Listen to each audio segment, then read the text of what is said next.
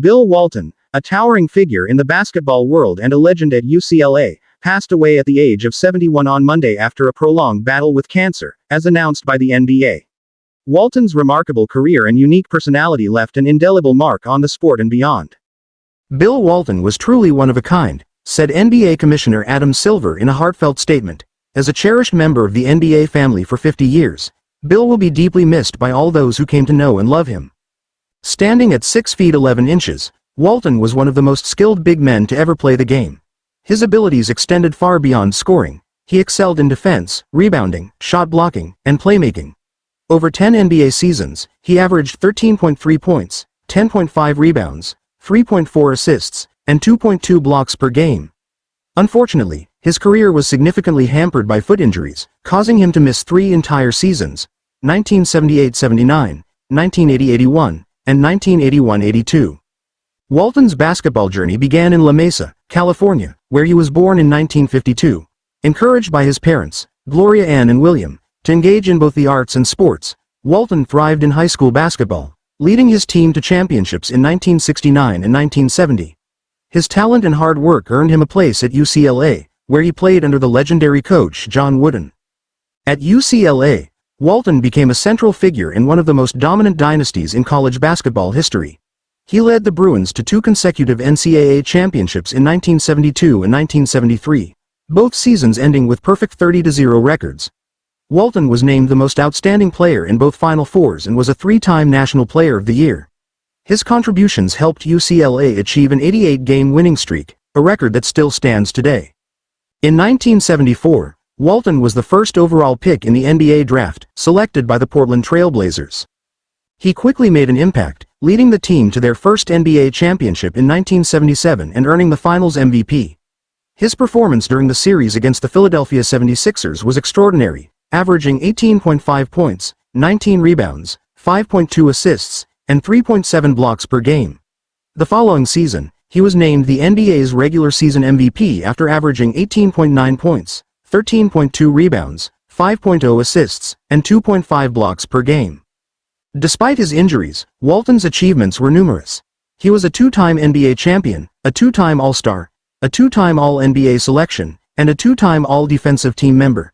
In the 1985-86 season, he won the 6th Man of the Year award with the Boston Celtics. Walton was also named one of the NBA's 75 greatest players, cementing his legacy as one of the best of his generation. Off the court, Walton's life was equally fascinating. He embraced the counterculture of the 1960s and 1970s, becoming a lifelong fan of the Grateful Dead, Bob Dylan, and Neil Young. He attended hundreds of Grateful Dead shows and was affectionately known as Grateful Red.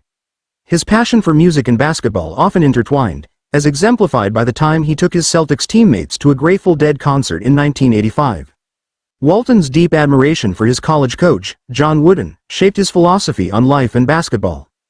While our practices were the most demanding endeavors that I've ever been a part of, so physically, emotionally, mentally and psychologically taxing, there is always the sense of joy, of celebration and of people having fun playing a simple game, Walton once wrote about Wooden.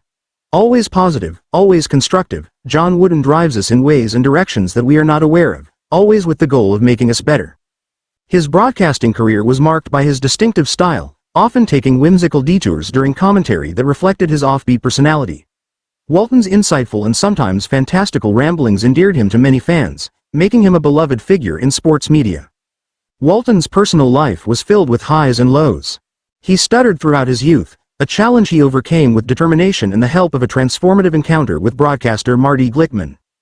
That day, in a very brief, private conversation, one way, mind you, since I literally could not speak at the time, Marty explained, patiently and concisely, that communicating was a skill, not a gift or a birthright, and that like any skill, whether it be sports, music, business or whatever, needed to be developed over a lifetime of hard work, discipline, organization and practice, Walton wrote.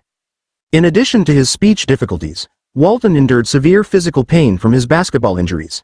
He chronicled his struggles in his book, Back from the Dead, describing the unbearable pain and the life-changing spine surgery in 2009 that allowed him to return to a more active life, enjoying activities like bicycling, broadcasting college basketball games, and attending concerts. Walton is survived by his 4 sons, Adam, Nathan, Luke, and Chris. His son Luke followed in his footsteps, winning 2 NBA championships with the Los Angeles Lakers, making the Waltons the first father-son duo to win at least 2 titles each. Walton's brother Bruce was also a notable athlete, playing college football at UCLA and in the NFL for the Dallas Cowboys. Bill Walton's legacy is one of remarkable achievements, resilience, and an unyielding zest for life. His contributions to basketball and his vibrant personality will be remembered and celebrated by fans and the sports community for generations to come.